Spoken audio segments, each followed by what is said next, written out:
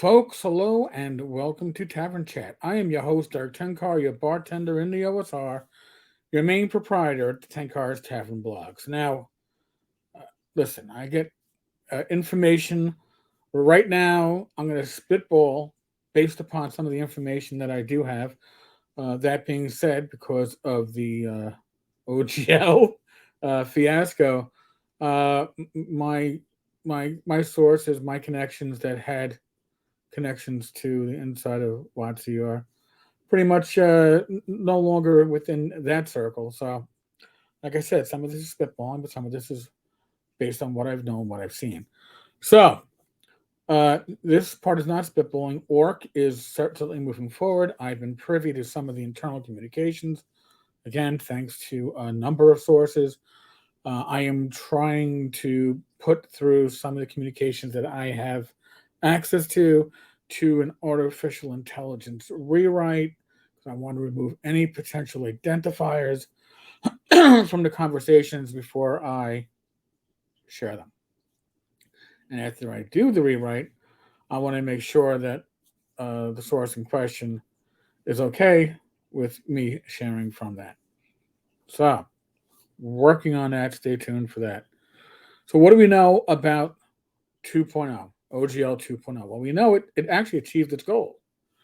What was it? Hasn't even been released, and it achieved its goal. So when Wizards of the Coast, uh, when they did their little gaslighting update, they were not lying when they said, "Hey, I know the community is saying we won, but we both won because we won too because we got your feedback." That's not why they won.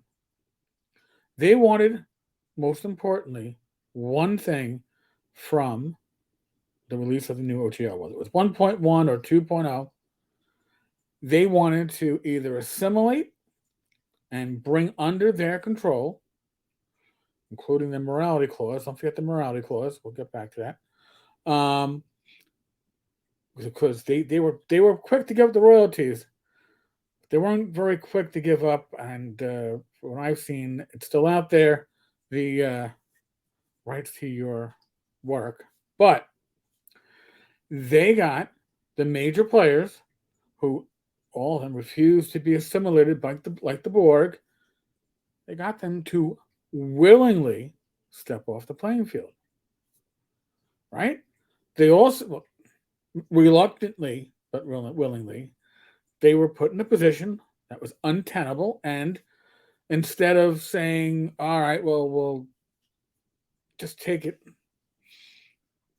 ORC, the new license that is being proposed by a number, there's a very large number of companies and well-known gaming individuals that have been around for decades involved in ORC. It isn't just Paizo, okay? And I don't want anybody to think that, oh, Paizo is the driving force. Paizo might be bankrolling the majority of it right now, but they are far from just the only driving force. But ORC is a victory for Wizards of the Coast. And before you ask why, I'm going to tell you why. Because it means that these companies are off the playing field. They're not going to be supporting one D&D. That in the view of Hasbro / Wizards of the Coast, and by the way, when I say one, I mean both.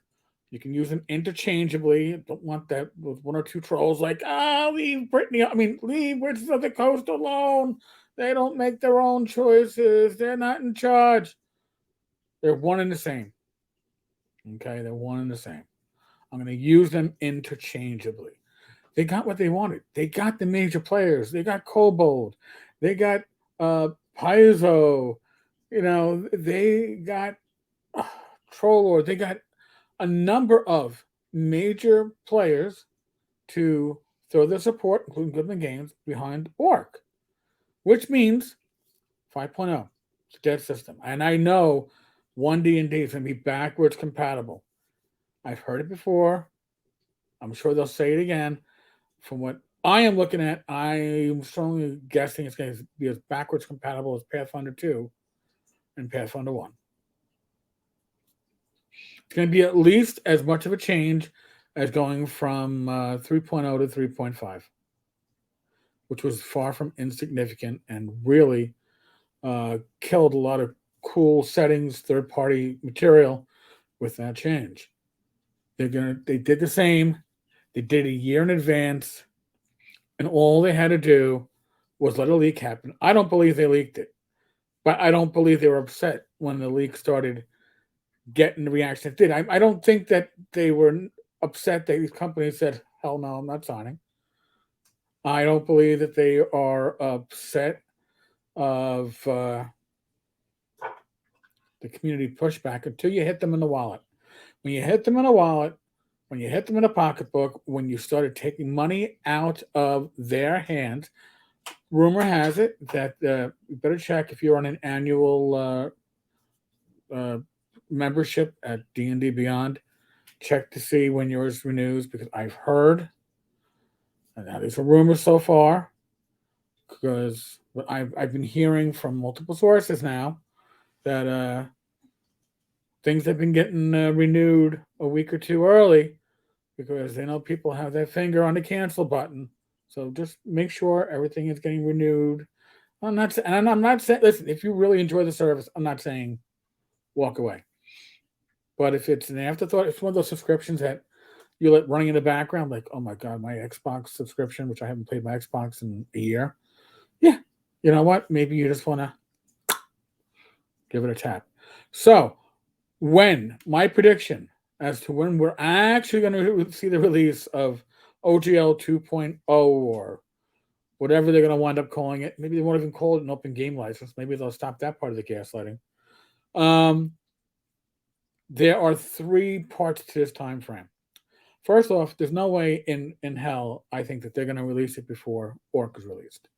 And why is that? Because they're going to want to respond to ORC in their own license. They want to make sure that ORC isn't showing them up on anything. They're going to look at it and compare notes. That's number one.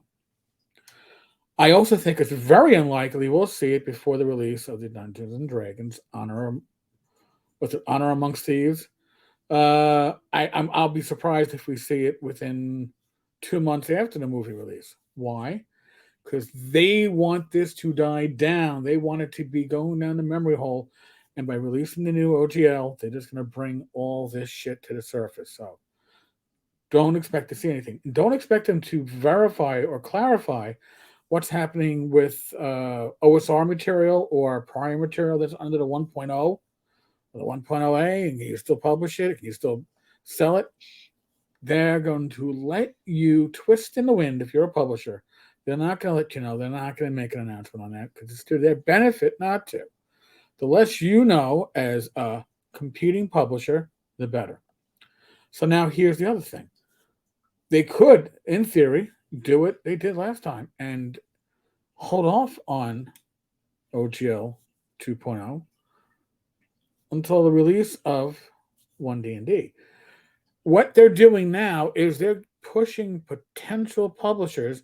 Hey, you want to publish for D&D 5e right now, and you don't want to sign an OGL, or you don't want to publish under the OGL because the OGL they could pull it at a moment's notice, right? They like that. That's fear. They like that fear in third-party publishers, which is why ORC will screw them. More on that. So they could wait until next year. I suspect, though, we're going to see it after the movie has released, after, right about maybe a month or two before it goes to on demand. They're not too worried about the on demand stuff. They've already made their money, and they're already going to make the money when they sell it to on demand service. So I'm going to guess we're going to see it summertime. If I was a betting man. This isn't one of those surefire bets. It's not like I have somebody at Wizards of the Coast feeding me information on this one.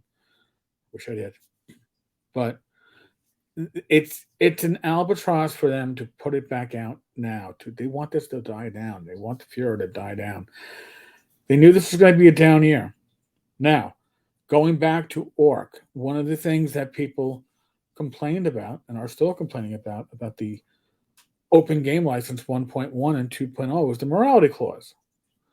And I know for a fact, this is where we're not spitballing, I know for a fact it's a major concern about those, or at least some parties, involved in the creating of ORC. When I say they don't want a morality clause. Other parties are less clear. Now, I suspect that ORC will be tweakable by the SRD. In other words, Green Ronin uses ORC for SRD of whatever the new system's going to be. They're going to take ORC, and there's no inside information on this one. I'm just, from what I'm hearing, I think it's likely that they'll be able to go and say, hey, listen, I want to add a morality clause to my ORC license for my SRD. I believe it's going to be tweakable. Again, that's still in the works. From what I've seen, the communications that I've seen, it's very much a work in progress. It's a lot of spitballing going on, a lot of this is our goals. These are what, like I said, I am working on having artificial intelligence basically rewrite what I have. And if I get the A-OK, I will share that on another video. So that's where we're at. Now, for me personally, again, continue a light. My OSR rule set, the rewrite's on hold until I see what's happening with new SRDs and start to, what's the point to rewriting what somebody else is going to write. And I am now a licensee of the Monsters RPG. So Sovereign Monsters is something that should be coming up. Should be a lot of fun. I should have shared the cover, or the ad. Steve Prompton did a great job. It is inspiring. So maybe I'll do a video about that later. All right, folks. Like I said, if I can get you more information on ORC and get it out there in the public, I shall do so as soon as I can. Other than that, be safe, be well. God bless. Roll those dice, roll them well. Thank you all. Like, subscribe, comment. You know the deal.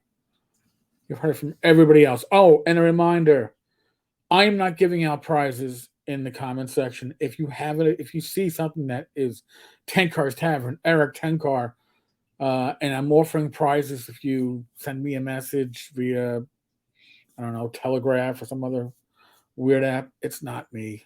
It's not me. Please don't fall for it. I beg you. Okay? I apparently have reached the point where it's now worthy to start scamming my audience. So protect yourselves. All right? Thank you much.